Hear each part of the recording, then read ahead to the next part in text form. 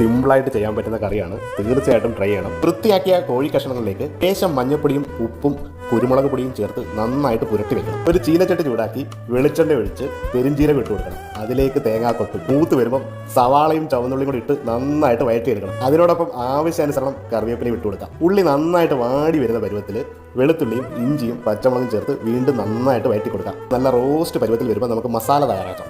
വാടിയ ഉള്ളി ഒരു വശത്തേക്ക് മാറ്റി മഞ്ഞൾപ്പൊടിയും ഉപ്പും എരിവുള്ള മുളക് പൊടിയും കാശ്മീരി മുളക് പൊടിയും മല്ലിപ്പൊടിയും ലേശം കുരുമുളക് പൊടിയും വേണം. ചെറിയ ചൂടിൽ 2 മിനിറ്റ് സ്ലോ റോസ്റ്റ് ചെയ്ത് ഉള്ളിയുമായിട്ട് യോജിപ്പിച്ച് കൊടുക്കുക. ശേഷം കോഴി കഷ്ണങ്ങൾ ഇട്ട് കൊടുക്കാം. കോഴിയുടെ നീരിറങ്ങി ചാറ് വരുന്ന നേരത്ത് ലേശം വെള്ളം ഒഴിച്ച് 2 തക്കാളി കീറിയിട്ട് അടച്ചു വെച്ച് വേവിക്കണം. ഏലക്കയും പെരുംജീരകവും പട്ടയും ഗ്രാമ്പുവും കച്ചോലവും ചെറിയ ചൂടിൽ റോസ്റ്റ് ചെയ്ത് പൊടിച്ചെടുക്കണം. കോഴി വെന്ത് ചാറ് കുറുകുന്ന പരുവത്തിൽ ഗരം മസാലയും കുറച്ച് കറിവേപ്പിലയും ചേർത്ത് കൊടുക്കാം.